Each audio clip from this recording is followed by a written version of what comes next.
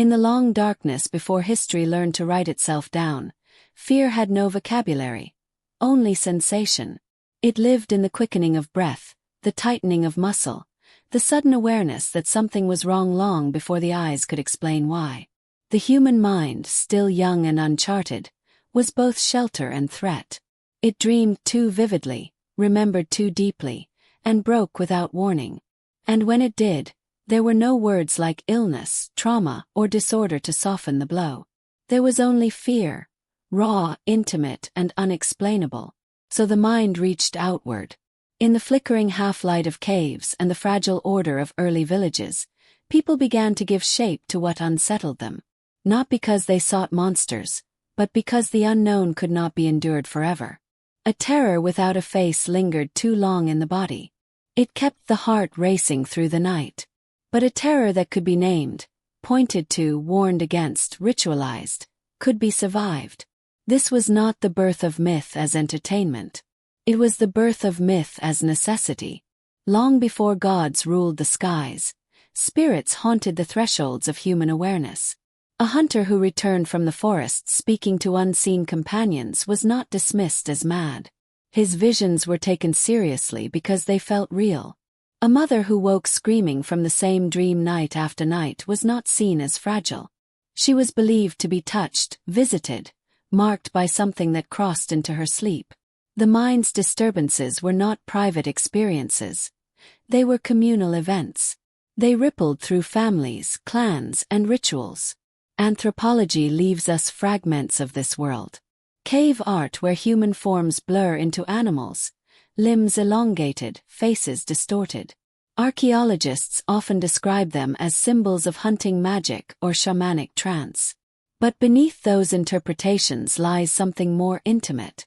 These were early attempts to draw the unseen, to place the mind's transformations onto stone, where they could be shared and understood. The figures are not monsters in the modern sense. They are thresholds, human but altered, familiar yet unsettling. Fear learned its first face there. In these societies, survival depended on cohesion. Anything that disrupted the rhythm of daily life, sudden violence, catatonia, uncontrollable laughter, dissociation, threatened more than the individual. It threatened the group. And so explanations formed that preserved meaning. If a person changed overnight, it was not because the mind could fracture under pressure. It was because something had entered them. This idea was not cruel. It was merciful. By placing the cause outside the self, early humans protected identity. The afflicted were not wholly blamed for their transformation. They were acted upon, taken, influenced. In this way, myth functioned as an early form of psychological containment. It allowed communities to acknowledge suffering without annihilating belonging. Across continents, similar figures emerged independently. Shadow beings, whispering presences, watchers at the edge of firelight. They differed in name and detail, but their purpose was the same. They stood in for what could not yet be understood. Intrusive thoughts, hallucinations, emotional collapse, the terror of losing oneself.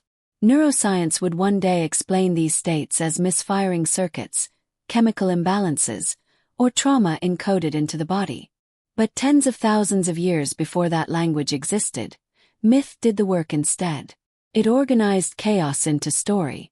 Even the earliest burial practices suggest this struggle to make sense of inner darkness. Bodies laid to rest with tools, flowers, red ochre staining the bones like blood.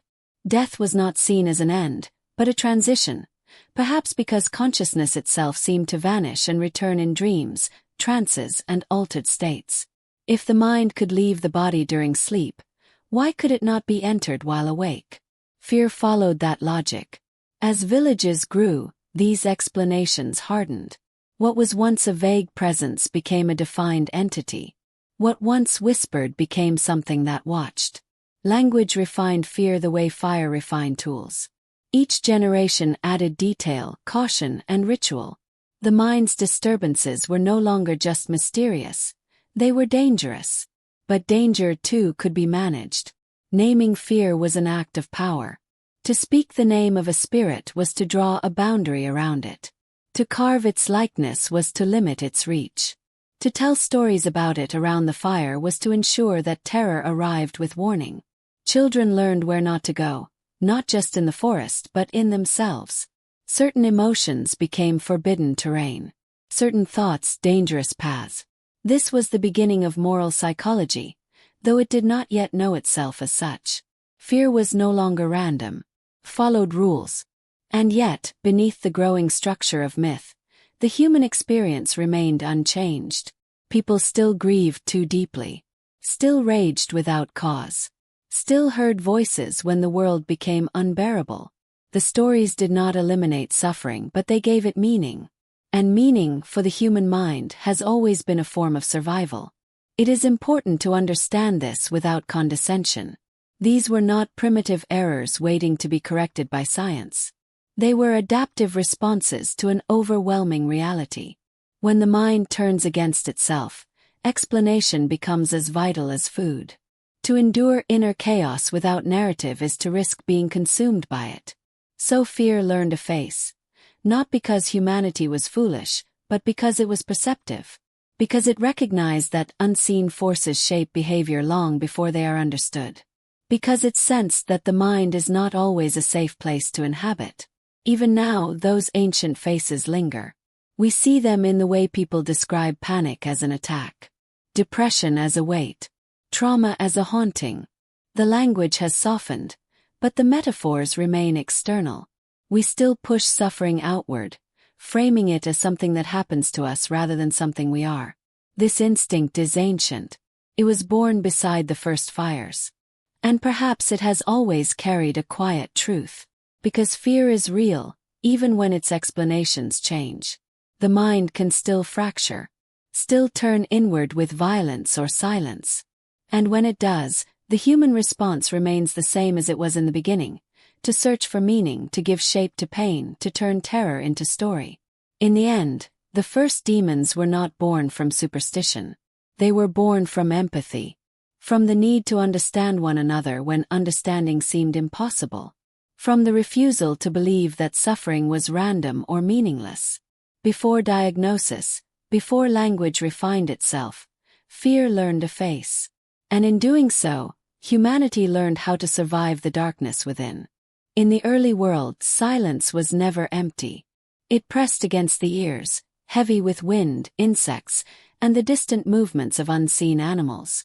But the most unsettling sounds did not come from the forest or the night sky.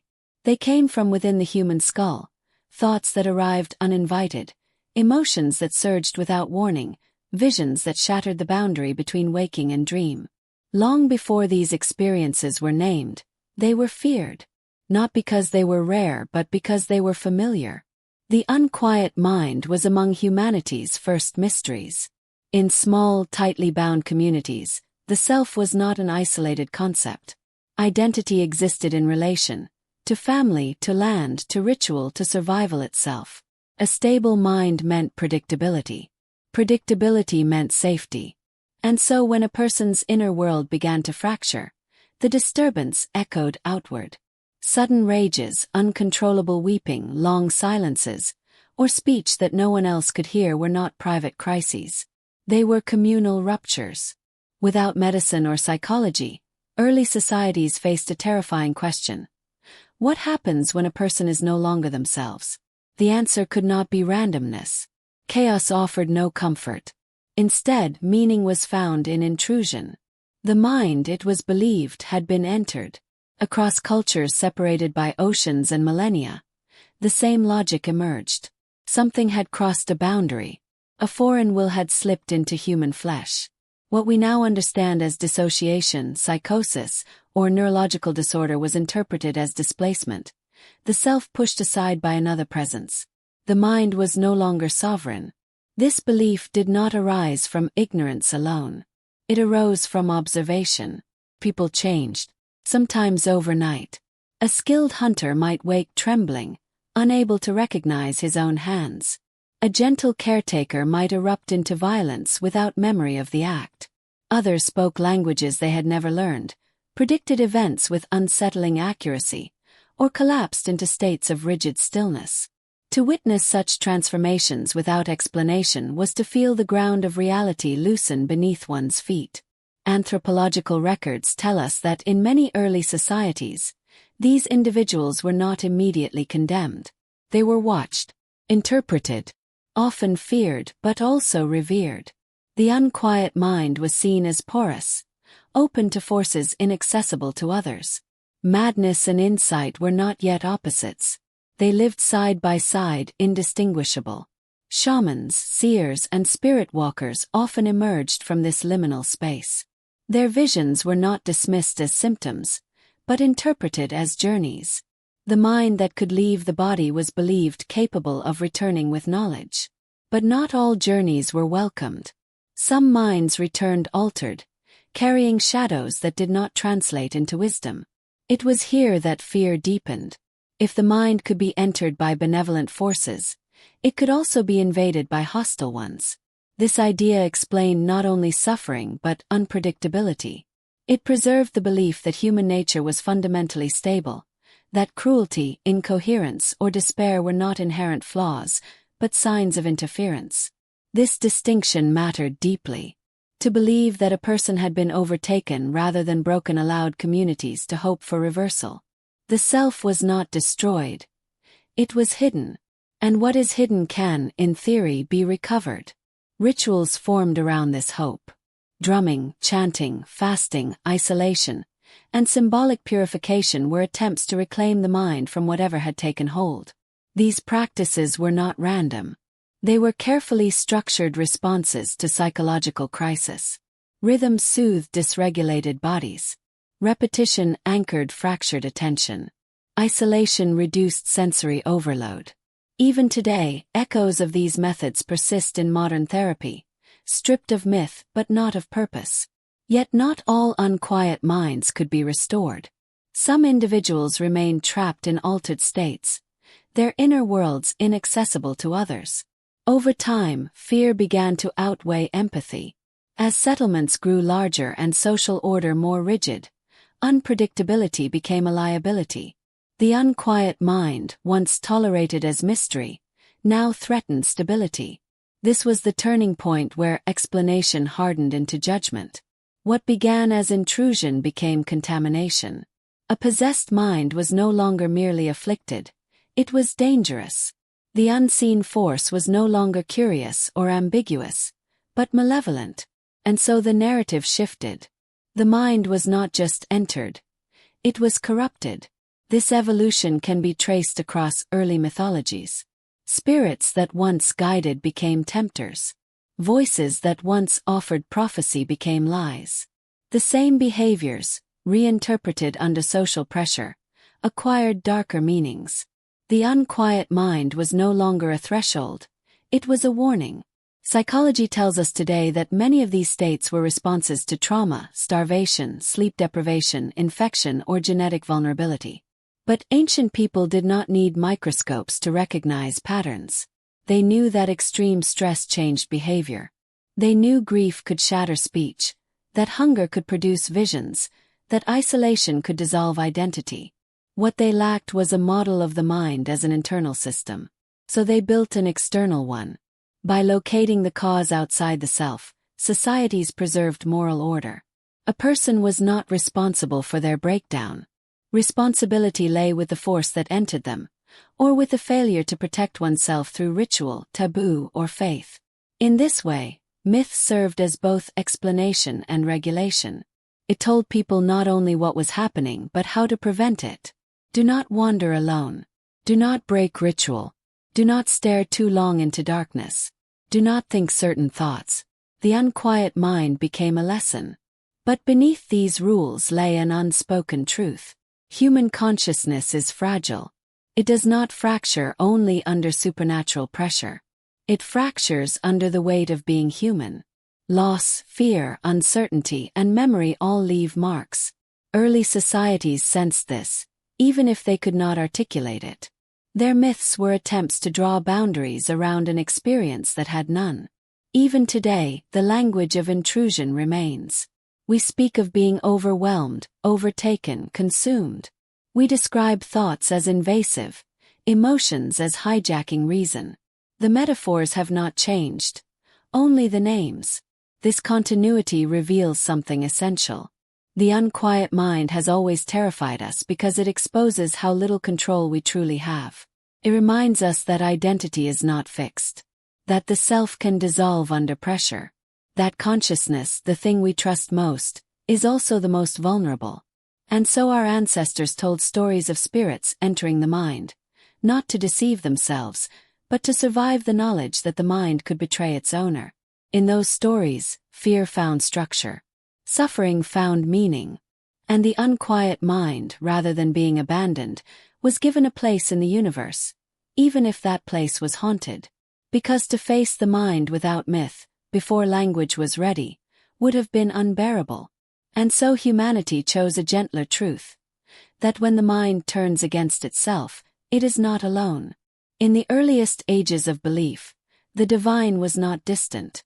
It did not sit beyond the sky or judge from abstraction. It walked beside humanity, in rivers, in storms, in hunger, in the trembling of the mind itself. Gods were not perfect.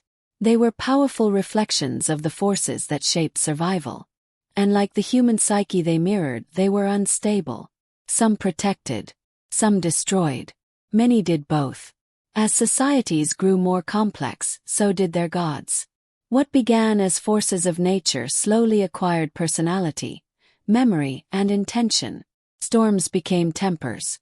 Fertility became desire. Death became a watcher with a face. In this process, the divine began to resemble the human mind, capable of generosity one moment and cruelty the next. But something changed as civilization matured. Order required clarity. Stability demanded hierarchy. And ambiguity, once tolerated, became dangerous. Gods that contradicted themselves no longer served growing empires. A world ruled by unpredictable divinity mirrored the very instability people feared within themselves. So the gods were divided. Across ancient cultures, we see the same pattern unfold. Deities once honored for their complexity were gradually split into opposing forces.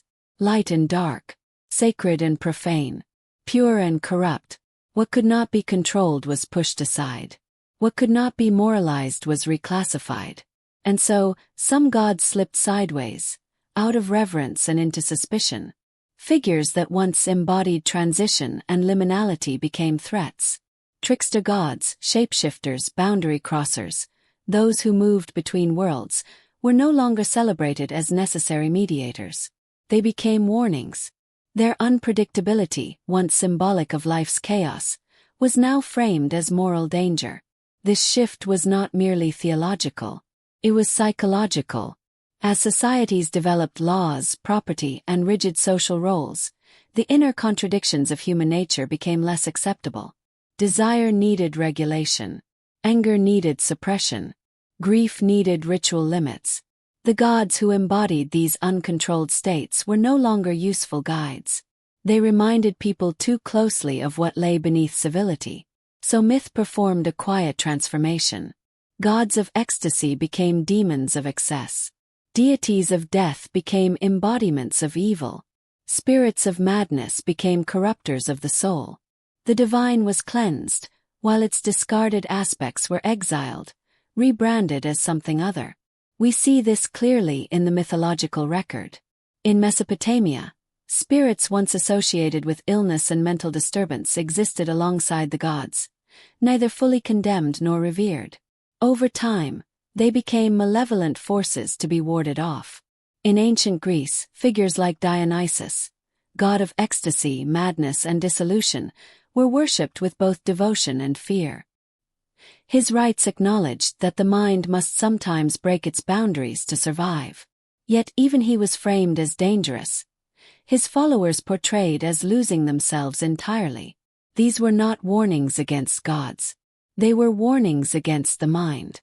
As monotheistic systems emerged, the transformation accelerated. A singular, moral deity could not contain contradiction. Complexity had to be externalized. Everything that challenged order, obedience, and rationality was cast downward. Angels fell. Spirits rebelled. Gods became demons. not because they changed but because humanity could no longer tolerate what they represented. The inner world had become a battlefield. Psychologically, this division offered comfort. If destructive impulses were no longer divine, they could be condemned without question. If intrusive thoughts were not sacred messages but temptations planted by fallen beings, they could be resisted rather than interpreted. Moral clarity replaced ambiguity. But something was lost in the process. The gods that slipped sideways carried with them humanity's relationship with its own shadow. They had once allowed people to see anger, desire, fear, and madness as parts of existence rather than moral failures. Their exile marked the beginning of a harsher worldview, one where the mind was expected to remain pure, controlled, and obedient. Those who failed this expectation paid a price. Individuals who experienced visions, ecstatic states, or psychological fragmentation were no longer potential conduits of divine insight. They were now suspects. Their experiences were not messages but invasions. The voice in the mind was no longer a god speaking. It was a demon whispering. This reframing shaped centuries of belief. Anthropology shows us how possession narratives changed during this shift. Earlier cultures described spirits entering the body temporarily, often leaving behind wisdom. Later traditions emphasized corruption, struggle, and domination. The mind was no longer visited, it was attacked. This language mattered. It taught people to fear their own inner experiences, to distrust emotion, to suppress thoughts that did not align with doctrine. The mind became something to guard rather than explore. Silence was no longer sacred, it was suspect. And yet, despite every effort to banish them, the old gods never fully disappeared. They survived in folklore, in fairy tales, in forbidden rituals whispered rather than spoken aloud. They lingered at the edges of belief, wearing new names but carrying the same function. The demon in the forest, the trickster at the crossroads, the whisperer in dreams. These figures were reminders of something ancient and unresolved. Because no system, religious or rational, has ever succeeded in fully separating light from shadow within the human psyche. The mind remains contradictory. It loves and destroys. It believes and doubts. It seeks meaning and sabotages itself. The gods that slipped sideways were not errors corrected by progress. They were truths displaced by necessity. In psychology, we now recognize the shadow self, the parts of identity that are repressed, denied, or feared. Ancient myth understood this intuitively. When those aspects were honored, they appeared as gods. When they were rejected, they returned as demons. This is not coincidence. It is continuity. Even today, the language of fallen divinity persists. We speak of inner demons, temptation, of corruption, of being led astray by thoughts that do not feel like our own. These metaphors are not poetic accidents. They are inherited frameworks, echoes of the moment when humanity decided that certain parts of itself were no longer acceptable. And so they were cast out. But exile does not erase presence. The gods that slipped sideways did not vanish into nothing. They sank into the subconscious, where they still move, shaping fear, desire, guilt, and self-judgment. They wait in the places we refuse to look, wearing the faces we no longer recognize as our own. In the end, this chapter of myth reveals something quietly devastating. Demons were not created to explain evil alone. They were created to carry what humanity could not bear to claim. And the gods that became monsters did so not because they were false, but because they told the truth too clearly. In the ancient world, the self was not a sealed boundary. It was a doorway. Before the mind was imagined as a private interior, before thoughts were understood as chemical signals or neural patterns, consciousness was porous. Breath entered the body. Dreams left it. Emotions arrived suddenly like weather. And when a person changed beyond recognition, the most natural conclusion was not that something had broken inside them, but that something had come in. Possession was not horror. It was logic. In early human societies, identity was relational rather than individual. A person existed as a node in a web of kinship, ritual, and shared survival. To lose one's sense of self was not merely tragic, it was destabilizing. The question was not what is wrong with them but where have they gone? Possession answered that question gently. The afflicted person was still there, somewhere beneath the surface. Their true self had not vanished, it had been displaced.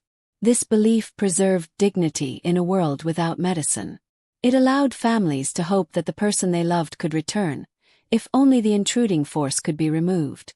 Across cultures, this pattern appears with remarkable consistency. In Mesopotamia, unseen entities were believed to slip into the body through breath or sleep, causing confusion, despair, or uncontrollable speech. In ancient Egypt, disturbances of thought were sometimes attributed to spirits of the dead, lingering too close to the living. Among early Semitic cultures, possession was described not as punishment, but as invasion, a temporary occupation of the mind. These beliefs were not abstract theology. They were lived explanations for unbearable experiences. A child who suddenly stopped speaking. A woman who screamed at night, clawing at unseen threats. A man who wandered away from his home, convinced he was being called by something only he could hear. Without possession, these moments would have been meaningless terror. With possession they became stories, structured, survivable, and shared.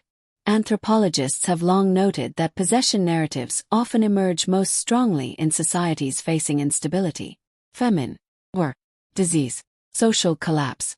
In such conditions, psychological distress becomes widespread, but individual blame becomes dangerous. If suffering is framed as personal failure, the community fractures. Possession externalizes pain, allowing social bonds to endure. In this sense, possession was not superstition. It was social technology. Rituals grew around this framework, carefully designed to restore balance. The possessed were isolated, not to punish but to protect both them and the community. They were surrounded by rhythm, repetition, and symbolism. Drums echoed heartbeats. Chants replaced intrusive thoughts. Smoke, water, and fire marked transitions from one state to another. Modern psychology recognizes many of these elements as grounding techniques. The ancients did not know the language of the nervous system, but they understood its behavior. A mind overwhelmed by chaos seeks pattern. A fractured identity seeks containment. Ritual provided both. Exorcism, in its earliest forms, was not violent. It was negotiation. The intruding force was addressed, reasoned with, sometimes even honored. The goal was not destruction but departure. To remove the presence without damaging the host. This distinction matters, because it reveals that possession was never about monsters. It was about compassion under constraint. It was an attempt to care for those who frightened others simply by existing in altered states. But as with all systems of belief, possession did not remain static. As societies grew larger and hierarchies hardened, explanations that once preserved dignity began to enforce control. The question shifted subtly but decisively. It was no longer what has entered them but why were they vulnerable. Moral judgment crept in.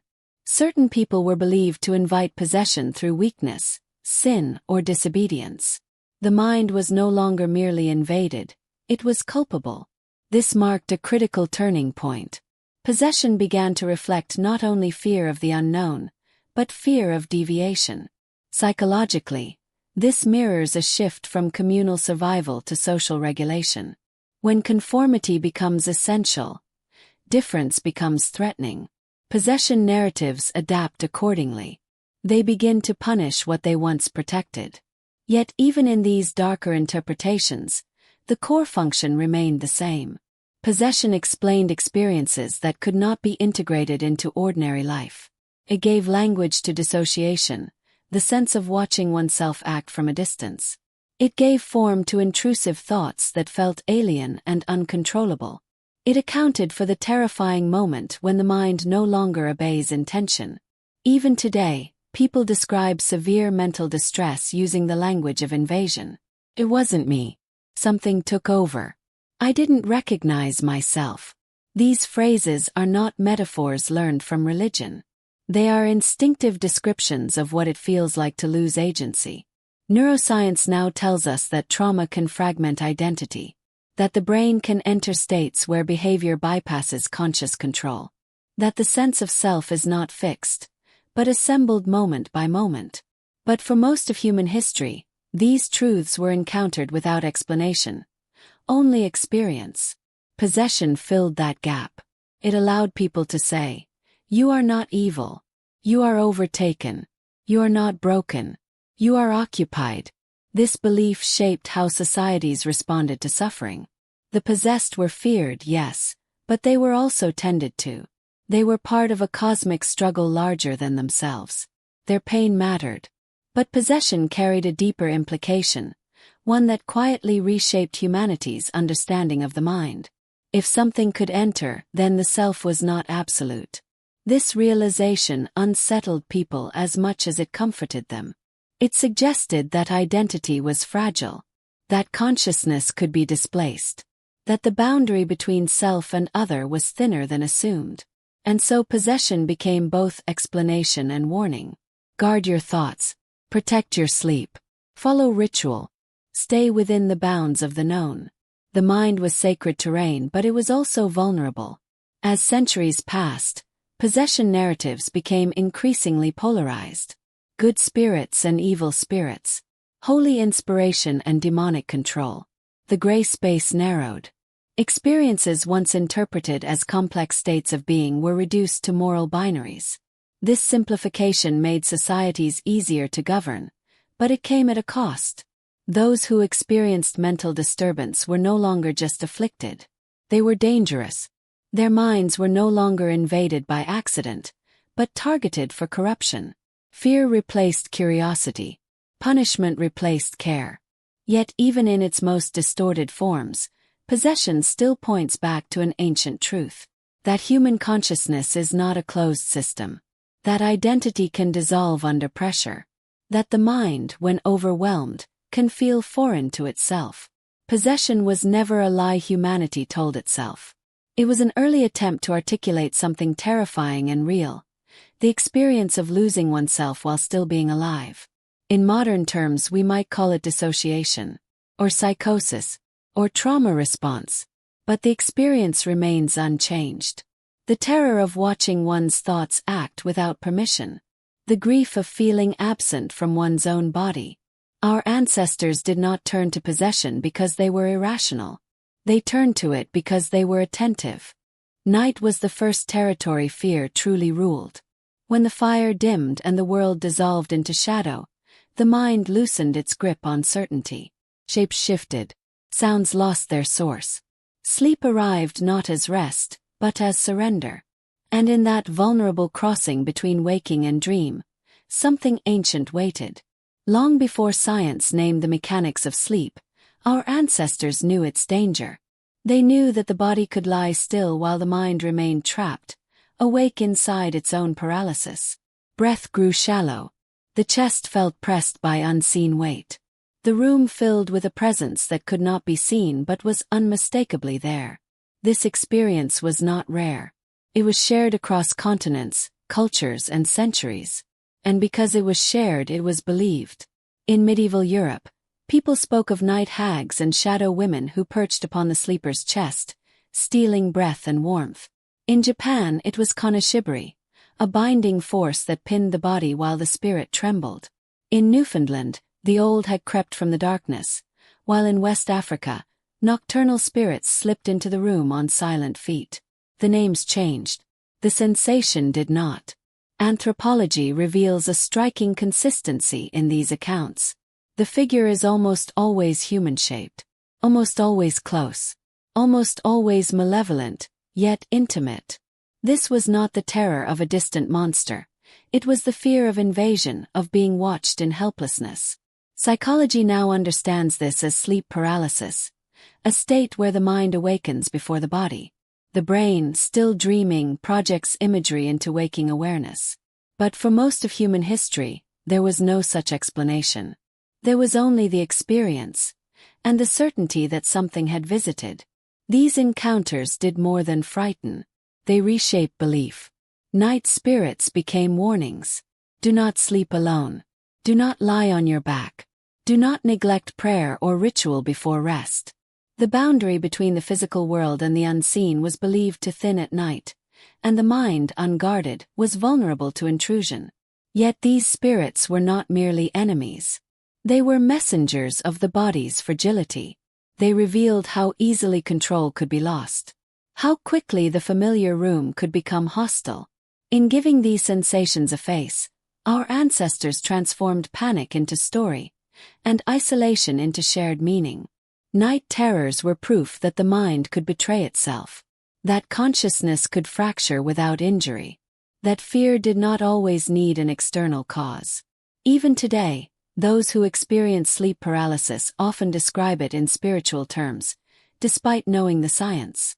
The feeling resists rational comfort, because it is not just fear, it is powerlessness.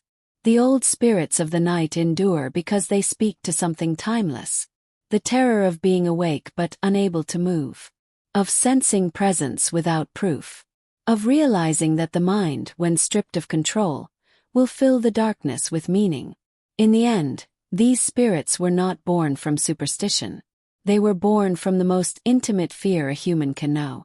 The fear of one's own mind, alone in the dark. Every village has an edge, not just a boundary of land, but a boundary of belonging. Beyond the last hearth and the final field lay the uncertain spaces. Forests where paths dissolved, marshes where footing failed, hills where voices carried strangely on the wind.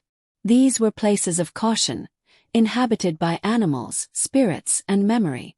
And it was here, at the margins of the known world, that those with unquiet minds often found themselves drifting. Madness was rarely expelled outright. It was eased outward. In early communities, survival depended on rhythm. Planting followed seasons. Work followed daylight. Speech followed custom. When someone fell out of step, speaking too much or not at all, laughing at grief, weeping without cause, the disturbance was felt immediately. The village did not ask whether the mind was ill. It asked whether the order was threatened. Those who could not be understood were not always feared at first. Often they were watched with a wary reverence. The one who muttered to unseen listeners. The woman who wandered at night, barefoot and unafraid. The man who claimed the dead spoke through him. These figures unsettled the community precisely because they seemed to move between worlds. Anthropology shows that many societies granted such individuals ambiguous roles. They were not fully inside nor fully outside. They lived near thresholds, physically and socially. Huts at the edge of settlement. Tasks that required solitude. Lives shaped by distance rather than punishment. This was not exile. It was containment. The village edge served a psychological function. It allowed difference to exist without dissolving cohesion. Those who embodied chaos were placed where chaos already lived, in wilderness, silence, and shadow. There their presence felt less threatening, more appropriate. Over time these figures acquired meaning. They became witches, hermits, fools, prophets. Their separation transformed them into symbols. The community projected its fears onto them, blame for misfortune, drought, illness. But it also projected hope. The madwoman might curse, but she might also heal. The outcast might babble nonsense, but sometimes the nonsense felt uncomfortably true. This duality reveals a deep intuition. The village sensed that madness was not merely absence of reason. It was an altered relationship with reality. Psychology now understands that many such individuals were experiencing untreated psychosis, trauma, epilepsy, or neurodivergence. But ancient people recognized something else as well. That these minds perceived patterns others could not, or perhaps could not escape. And this made them dangerous. Not because they were violent but because they disrupted certainty. They reminded the village that identity was fragile. That anyone could slip sideways, given enough grief, hunger, or fear. By placing madness at the edge, society protected itself from that reminder. Stories grew around these figures. Children were warned not to follow them. Adults whispered that their gaze lingered too long, that their words invited misfortune. Fear crystallized into folklore. The village edge became a moral boundary as much as a physical one. Yet even as these individuals were distanced, they were never fully erased. They attended festivals. They were consulted in desperation. In times of plague or war, their words gained sudden importance. When normal order failed, those who had always lived beyond it seemed closer to truth. This pattern repeats across history because it reflects an enduring human conflict. We fear what we cannot predict, but we also sense that predictability is not the whole of existence. Madness terrifies us because it reveals how thin the line is between self and dissolution. The village edge was where society placed that fear, visible, contained, and named. And so madness became a geography, a place you could point to, a distance you could measure, a warning you could walk away from. But the truth was always quieter and more unsettling. The edge was never far. It lived in grief, in exhaustion, in memory, in the mind itself, waiting for the moment when the center could no longer hold. And when it didn't, the village would once again look to its margins, and recognize the shape of a fate it had tried not to see. As human societies grew more structured, the most dangerous forces were no longer storms or beasts, but impulses that rose from within. Desire that disrupted kinship.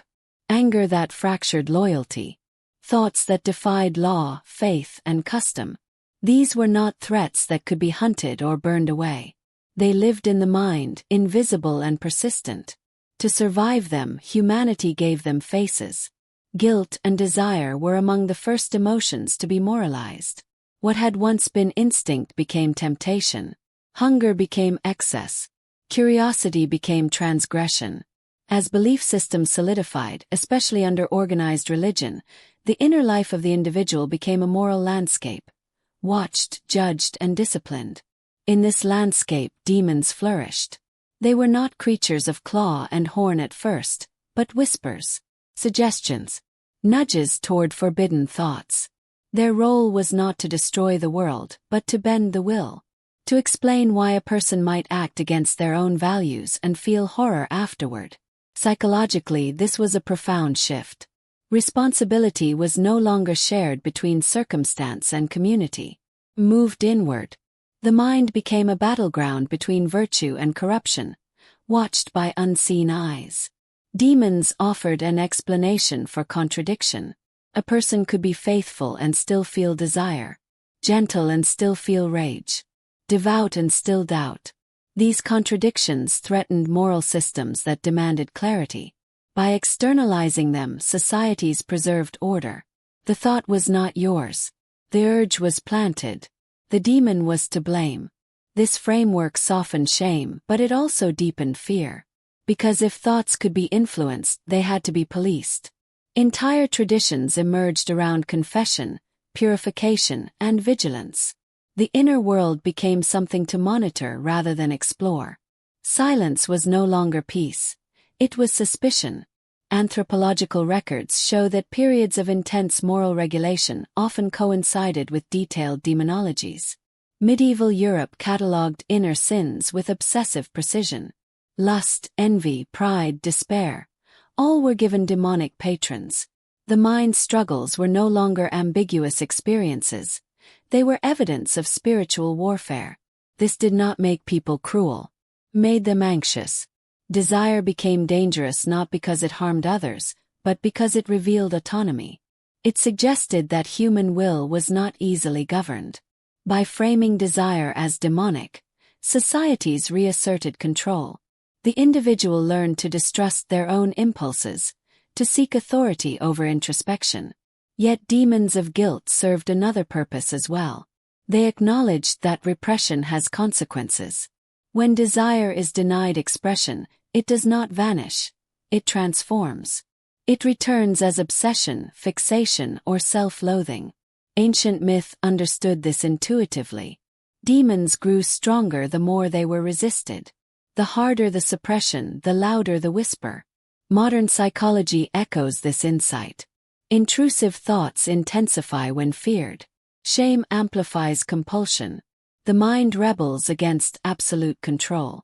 But long before clinical language existed, myth had already mapped this terrain. Demons were not excuses. They were symbols of inner conflict. They allowed people to speak about forbidden experiences without naming them directly, to confess without self-annihilation, to suffer without complete isolation. Even fear itself became meaningful when given form. Yet the cost was steep. When guilt is externalized, accountability becomes confused. Compassion gives way to punishment. People are taught to battle themselves rather than understand themselves. The demon becomes an enemy instead of a message. And still the language persists. We speak of inner demons not because we believe in them literally, but because the metaphor remains accurate. Guilt still stalks the mind. Desire still disrupts order. And the struggle between what we feel and what we are allowed to feel remains unresolved. The demons of guilt and desire endure because they were never just myths. They were early attempts to survive the unbearable weight of self-awareness. When fear could not be silenced, it was given structure. As civilizations matured, belief systems evolved from loose myth into disciplined faith. Rituals became calendars. Stories became doctrine. What had once been explained through spirits and possession was now enclosed within sacred order. Faith did not promise to erase fear. It promised to hold it. This was containment. Human minds, fragile and searching, required more than explanation. They required boundaries. The chaos of inner experience, grief that lingered too long, thoughts that wandered too far, terror without cause, threatened both the individual and the collective. Faith offered a framework in which suffering could exist without unraveling the world. Prayer became repetition, and repetition became anchor. Fasting disciplined the body when the mind felt uncontrollable. Confession created language where silence bred distortion. These practices were not arbitrary acts of obedience. They were early psychological tools, shaped by centuries of observation rather than theory. Anthropology reveals that ritualized faith often flourished in periods of upheaval.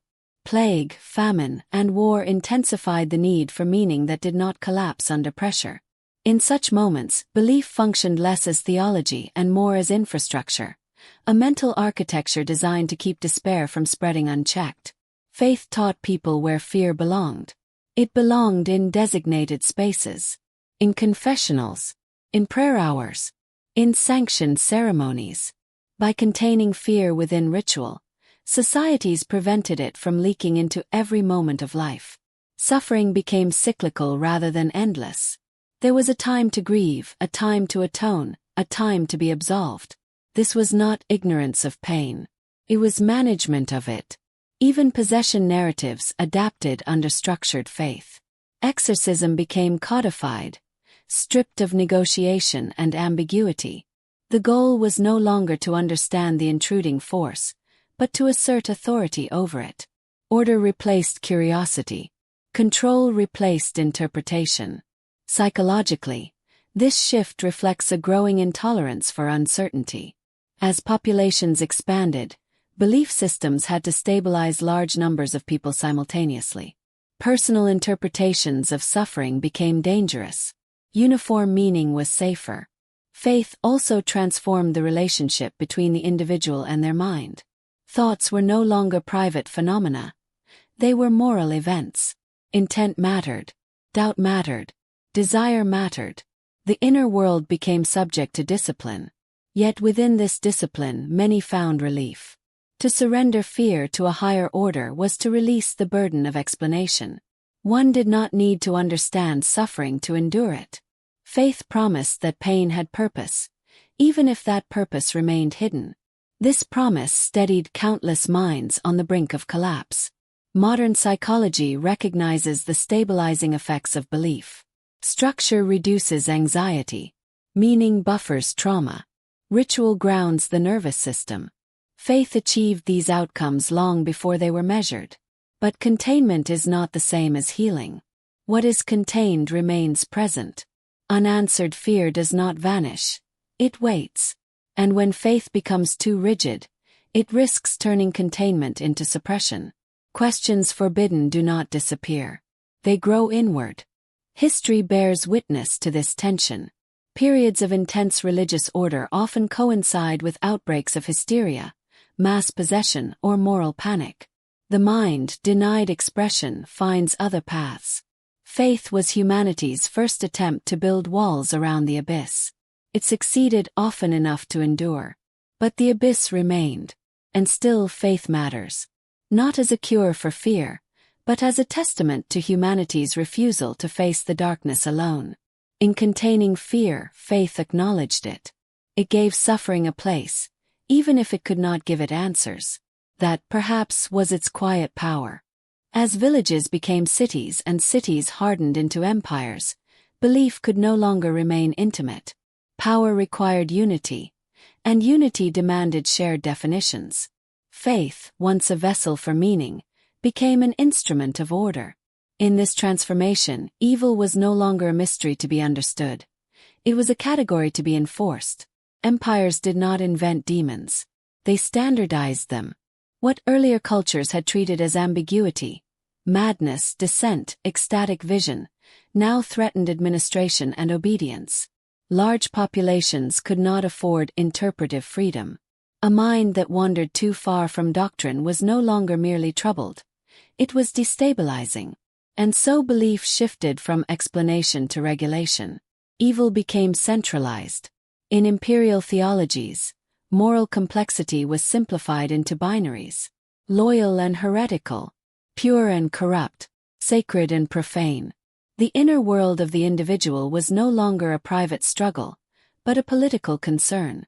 Thoughts were scrutinized not only for spiritual danger, but for ideological threat. This was a profound psychological reorientation.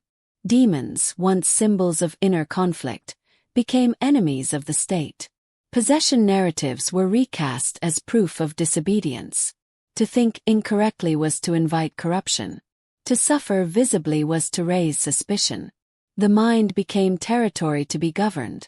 Anthropology traces this shift clearly in empires that fused religion with law. In late Roman Christianity, in Abbasid Orthodoxy, in medieval Christendom, the boundaries of belief tightened as political power expanded. Evil was no longer diffuse. It had lineage, hierarchy, and intent. It opposed not just individuals but order itself. This clarity offered comfort. A well-defined enemy simplifies fear. When suffering has a cause, punishment feels justified. When evil is externalized, authority appears necessary. Empires thrive on this logic. Transforms anxiety into obedience. But the cost was human complexity. Individuals experiencing psychological distress were no longer treated as afflicted members of the community.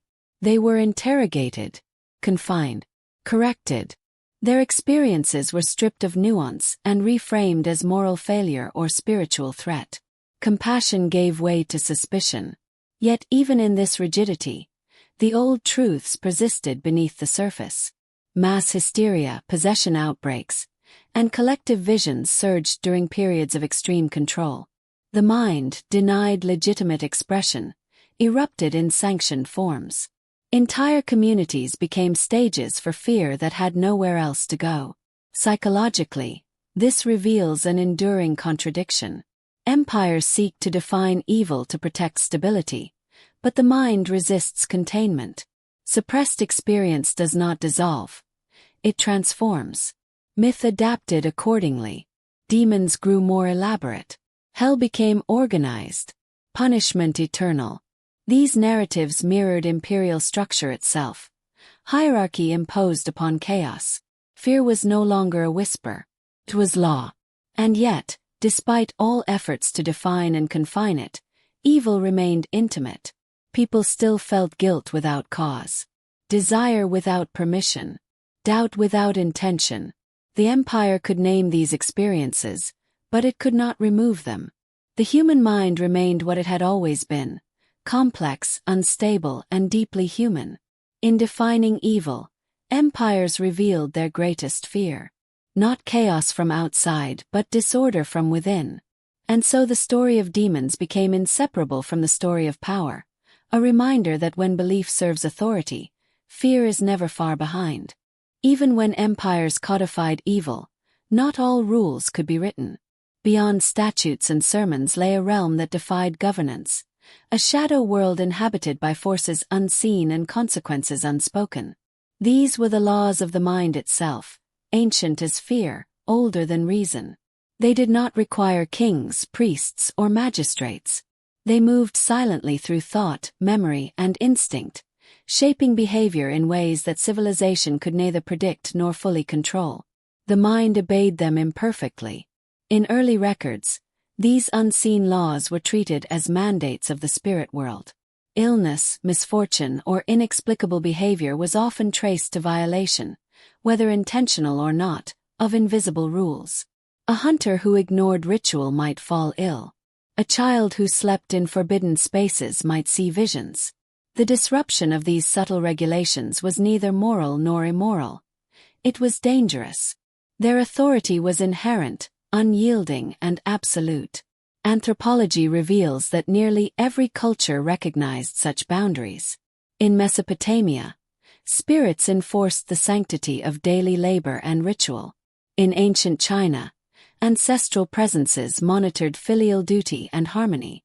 Among the Norse, minor deities punished hubris with subtle, often invisible consequences. These were not metaphorical warnings. They were the social codification of psychological reality. The human mind, untrained in reflection, could misstep into danger. The unseen laws framed that danger as narrative. In practical terms, these laws disciplined thought and action. They taught attention, memory, and vigilance. The mind learned to monitor itself because the community depended upon it. Dreams were not trivial. Silence was not empty. Impulse was not meaningless. Every moment contained potential violation. Every lapse held consequences. The psychological effect was profound. Individuals internalized authority before they encountered formalized law. Conscience, dread, and anticipation emerged as early mechanisms of self-regulation. Fear was both teacher and jailer. The mind became a territory of obedience to unseen power, its own inner tribunal. Yet these laws were paradoxical. They were necessary for survival, but they also amplified anxiety. Every thought and feeling could be scrutinized for transgression. Every misstep might awaken spirits or invite demonic attention. The same mechanisms that preserved community order could also imprison the individual in fear, generating guilt, obsession, and paralysis. It was a delicate balance.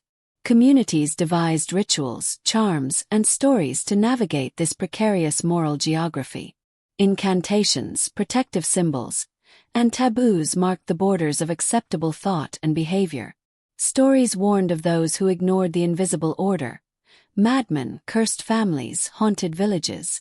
These narratives ensured that knowledge of the unseen laws was widespread, yet always partial, always suggestive rather than definitive. This ambiguity preserved wonder. The unseen laws reminded humanity that control was never complete. The mind could obey, but it could also err. Chaos lurked in ordinary experience, just beyond perception. And when it did, the narratives of demons, spirits, and possession provided guidance, reassurance, and a way to name the terror without surrendering to it entirely. Even today, we echo these patterns in conscience, superstition, and the lingering sense that thought itself carries risk. The mind is still bound by laws that cannot be seen or fully articulated. The shadows of unseen laws endure, quiet and relentless, reminding us that every act of the mind carries weight, and every lapse, real or imagined, is never entirely without consequence. The human mind learned early that fear obeys rules, even when they cannot be read. In the quiet of human history, the mind was first recognized as a terrain of conflict. It was not merely a repository of thought, but a battlefield where invisible forces clashed. Reason against impulse, memory against fear, desire against duty. Long before neuroscience could map neurons, our ancestors sensed this struggle, and they gave it shape through myth, ritual, and story. The earliest records of mental disturbance, voices, visions, sudden rage, were not abstracted as illness. They were encounters. The self itself was vulnerable to intrusion, invasion, and disruption. A person might wake to find their body still, their thoughts ungoverned, their will overwhelmed by forces they could neither name nor control. This was the origin of possession, of haunting, of the belief in spirits that walked inside the mind as well as the forest. Psychologically, these experiences were the mind's own contradictions made manifest. Trauma, exhaustion, grief, or isolation could fracture perception. The unquiet self could act independently, speak without volition, or dissolve into hallucinatory states. For societies without formalized medicine, these phenomena demanded explanation. Myths were constructed as maps for survival. A demon enters, a spirit speaks, a curse descends, but the human remains intact beneath it all. Conflict within the mind mirrored conflict in the world. Communities faced famine, disease, and war. The self faced doubt, fear, and desire. Both were arenas of struggle. The stories of intrusion, possession, and haunting allowed people to externalize internal chaos. By giving it form, fear could be confronted, negotiated, and sometimes controlled. As belief systems evolved, the internal battlefield was moralized. Impulse became sin. Doubt became temptation. Anger became demonic influence. The mind's skirmishes were no longer neutral. They were ethical. This moralization served social cohesion, but it also intensified internal struggle. The individual now fought both instinct and conscience, with invisible judges watching from every corner. Ritual and faith emerged as strategies for navigation. Fasting, prayer, confession, and exorcism became methods to reclaim territory within the self. In rhythmic repetition and symbolic action, the mind found temporary order. Shamans, priests, and seers acted as generals, guiding the psyche's defenses and negotiating with the forces that had claimed sway over reason or emotion. Yet even these measures could not eliminate the chaos. The battlefield endured because the mind itself is not static. Thoughts arise unbidden. Emotions surge unpredictably. Memory resurrects the past. Desire bends the present. Even in societies with rigid ritual, people experienced episodes that could not be contained. Visions, compulsions, breakdowns, reminding all that some conflicts are intrinsic to consciousness. The ancient stories persist because they capture this reality. Demons, spirits, possession. These were not fanciful inventions, but symbolic cartographies of human vulnerability. They mapped the terrain of suffering and resilience, fear and endurance, instability and hope. The mind, then, has always been more than cognition.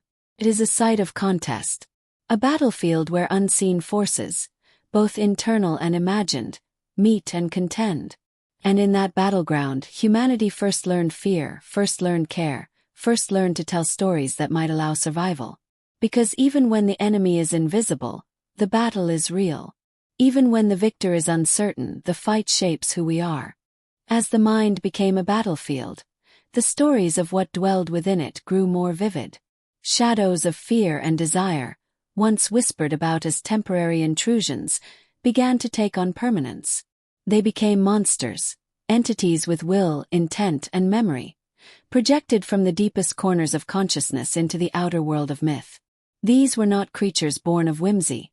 They were symbolic cartographies of the human interior, maps of suffering, impulse, and moral conflict that could not be otherwise named. Across cultures, the emergence of inner monsters followed a strikingly similar pattern. In Mesopotamia, restless spirits were blamed for madness and misfortune. In medieval Europe, devils and imps tempted the faithful toward sin. In Japan, yokai wandered at the edges of villages, embodying anxiety, obsession, and the unspoken terrors of daily life. What linked these myths was the recognition that the mind itself could generate its own enemies. The monsters were not foreign. They were reflections of the human condition.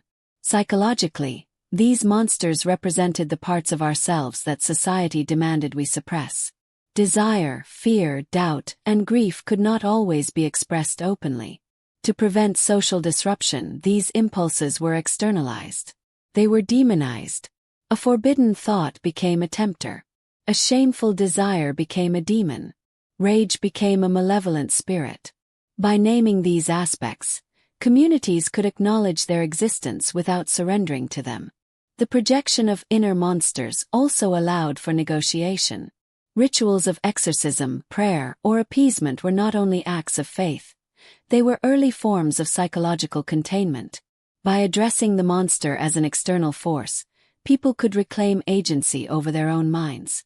The narrative provided structure to chaos, allowing individuals and communities to endure the terrors of consciousness that had no visible cause. Yet these monsters were double-edged. By giving form to inner conflict, they preserved fear as well as explanation. What was once a fleeting disturbance became an enduring adversary. Intrusive thoughts were no longer merely symptoms, they were agents of corruption. Desire and doubt became evidence of moral weakness. The mind, once mysterious, now contained identifiable enemies. Fear was no longer a whisper. It had a name and a face. These inner monsters endured across centuries because they addressed a universal truth. The self is never entirely unified. Consciousness is layered, fragile, and sometimes unrecognizable to its own owner. By embodying these tensions, myths allowed humans to navigate experiences that might otherwise overwhelm them. The monsters were warnings, guides, and sometimes teachers, reminding individuals that survival required both vigilance and humility. Even today, the language persists. We speak of facing our demons, of battling the parts of ourselves that threaten our stability or morality. The imagery is ancient, yet the experience is immediate. The mind still generates fear, doubt, and desire that cannot always be explained, and we still turn to narrative to make sense of it. The birth of inner monsters was, in essence, the birth of human self-awareness. They emerged from necessity, psychological, social, and moral. They were not invented for entertainment or superstition. They were born because the mind, in its infinite complexity, needed forms to survive its own shadows. And in naming them, humanity learned the first lesson of interiority, that the most dangerous forces often dwell within, and the bravest acts are those that confront them. The stories of demons, possession, and inner monsters did not vanish with the rise of medicine, reason, or modern psychology. They lingered, persistent as memory itself, because they were never merely stories. They were mirrors. Mirrors reflecting the eternal struggle between consciousness and chaos, order and instinct, fear and understanding. Every age reshapes the language of the unseen, but the shadows themselves remain, quietly shaping thought, behavior, and culture. Across continents and centuries, humanity has continued to wrestle with what cannot be fully named. The fears that gave rise to spirits and demons, unseen forces that invade sleep, disrupt reason, and fracture identity, have evolved, but they have never disappeared. Modern psychiatry may explain intrusive thoughts, dissociation, and psychosis, yet the phenomenology remains strikingly similar to what our ancestors described. The voices, the paralysis, the creeping dread. These experiences were once inhabited by spirits, now they are understood as the mind's own architecture of fear. And yet, the persistence of myth reveals a deeper truth. The stories were never only about pathology. They were about meaning. Humanity has always sought to interpret experiences that defy logic, to locate danger, responsibility, and hope in forms that can be understood and navigated. Demons were created to explain, contain, and sometimes redeem the turmoil of the psyche. They were moral teachers, psychological tools, and mirrors of what it means to be conscious. Anthropology shows that the legacy of these beliefs continues in ritual, folklore, literature, and even language. We speak of inner demons or haunted minds, without realizing that these metaphors descend from centuries of observation, reflection, and imaginative codification of human experience. The frameworks developed to confront the unknown within ourselves now inhabit our collective imagination, informing how we process fear, guilt, desire, and doubt. The enduring lesson is subtle but profound. Fear, once externalized, becomes navigable. Possession, once literal, becomes symbolic. The monsters of the mind, though invisible, are part of our shared humanity. They remind us that consciousness is fragile, that morality is negotiated, and that survival often depends not on eradication of fear, but on understanding it. In the quietest moments, when thought lingers at the edge of awareness, these shadows return. They may appear as dreams, obsessions, or moral unease. They may whisper in stories, songs, or rituals. And though they are no longer commanded by priests or feared by empires, they still serve the same function: to guide, warn, and reflect the infinite complexity of the human mind. The legacy of shadows is not one of terror alone. It is a testament to humanity's capacity to endure inner chaos, to name it, to contend with it, and to pass its meaning forward across generations. Every myth of demons, every account of possession, every story of moral struggle carries within it the echo of our ancestors' attempts to understand themselves. And perhaps that is the most haunting truth of all. The monsters they created were never truly outside. They were always within, waiting, watching, teaching, reminding us that the deepest mysteries are not in the world around us, but in the world inside. Fear learned a face, the mind learned a battlefield, and through it all, humanity learned to survive itself. The shadows remain, not as enemies, but as guides, ancient companions on the ever-unfolding journey of consciousness.